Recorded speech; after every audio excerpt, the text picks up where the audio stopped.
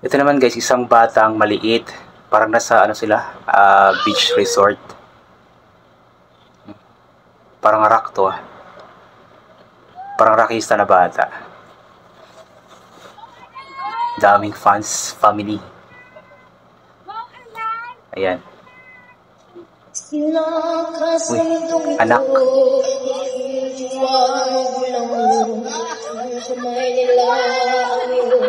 Grabe yung boses niya, parang hindi bata. Ang danay at ng tatay mo'y di malaman ng gagawin. Minamasdan pati pagtuo. Grabe yung boses niya, no? At sana di namupuyat ang iyong nanay sa pagtimpla ng gatas mo. Wow. Sa umaga na may kalungkan ang iyong amang tuwang-tuwa sa'yo. Grabe na yung version niya. Anong version ba to kay Janine? Verdin? Tuwang-tuwa sa'yo. Yeah, parang kay Janine na version to. Ngayon nga ay malaki ka na. Nais mo'y maging malaya. Di ba sila tayo na magkaswa? Grabe. Rock na rock. Ikaw ay biglang nagbago. Naging matigas lang iyong ulo. At ang payo nila'y sinamay mo.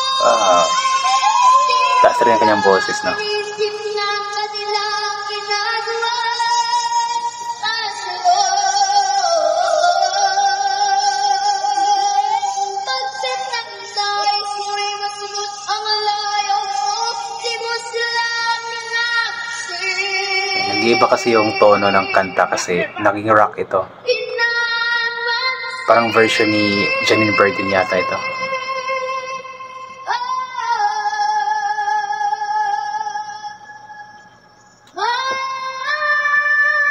Taas.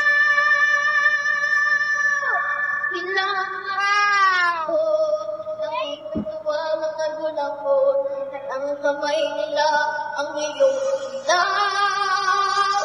At ang nanay at ang tatay mo'y di malaman ng gawin. Minamasdan pati pagtulungan.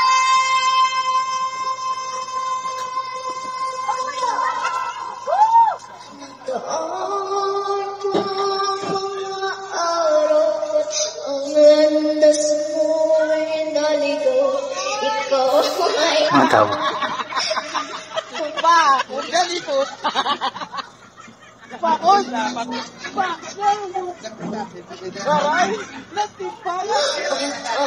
Para kasi yung kinakanta niya yung isang bata. Parang yung kanta guys, dinidedicate niya sa isang bata sa likod niya. Wow, ganda. Grabe. Ba't ka nagkagani? Performer na performer tong batang to. Sisikat to balang araw, sure ako.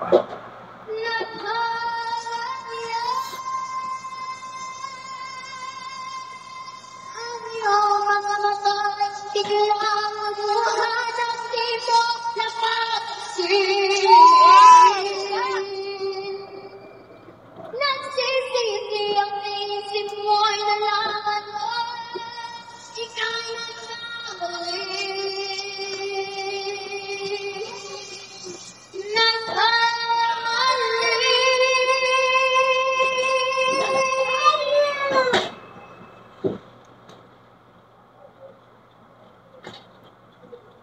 Backup dancer sa likod, oh.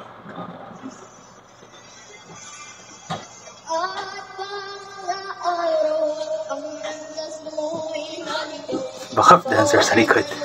Sa masamang misyon. At ako namang nakita ng iyong kinakapuluhan.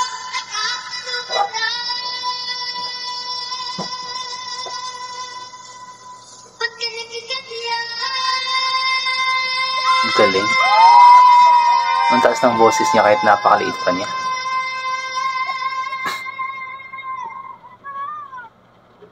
Ayun, natapos. Nakakatuwa yung bata. Napakaliit niya. Ay, mga nasa 7 or 8 years old pa siguro yon. Tapos, Ang kanta ba is Rock na Rock. Hindi ako sigurado kung kay Janine Berdin ba yun na version, pero nakanta naman niya na maayos, although hindi naman perfect kasi nga bata pa siya, pero ang maganda doon is performer yung kanyang dating eh. Magaling siyang mag-perform. Magaling siyang bata and pasensya na ang ingay ng bata. Anyway, yun, tawag yun, nawala ako.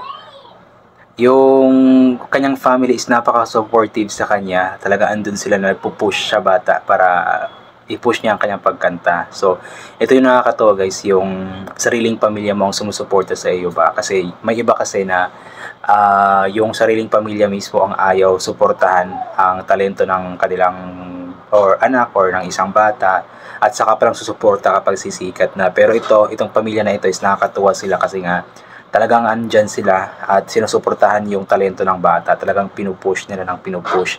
Kaya nga yung bata is confident na kumanta sa harapan nila. Nakakatuwa lang kasi yun. Family-oriented kumbaga. So yun, good job sa iyo baby girl. Ang pangalan pala ng batang yun ay si Irisha Ai. Yung kanyang Facebook page ay Irisha Ai Official. So support nyo po. Hindi ko pa na-check kung marami ba siyang ibang doon, mga cover songs, pero siguro marami. At sana marami pa siyang gagawin cover songs at marami pa tayong mapanood ng cover songs niya kasi nga deserve talaga ng batang ito na mabigyan ng break. Alam ko balang araw sisikat ito kasi magaling siyang magdala ng kanta, magaling siyang mag-perform. Ewan ko lang kung nasa harap na siya mismo ng mga audience na hindi niya kaano-ano kasi ito, kapamilya niya yung mga nasa harap niya, so parang confident siya kasi nga kapamilya niya. Pero sana maging sa harap ng ibang mga tao na hindi niya kapamilya, just like mga audience, mga strangers, ay sana ganoon din ang kanyang confidence level at makapag-perform siya ng maayos. So yun, I think hanggang dito na lamang po itong gagawin ko na reaction video. So thank you so much po sa lahat ng mga palagi bumabalik sa aking YouTube channel. Inuulit ko nga po palagi, huwag po natin marasal po salamat sa lahat ng mga bagay na ating natatanggap kahit na hindi mo po natin ito hinihingi kasi nga po lahat ng mga bagay na meron tayo ay kaloob sa atin ng ating Panginoon at wala ang mga bagay na ito kung hindi dahil sa Kanya. And always bring pa yung kapote, sombrero or anything na pwedeng mag protection sa katawan kapag lalabas po tayo.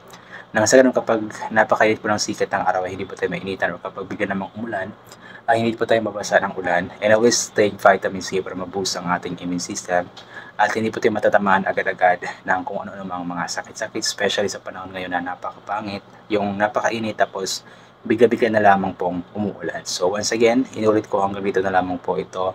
God bless po sa ating lahat. Ulit po natin mag-ingat, magdasal, magpasalamat. So God bless, inulit ko, bye for now po.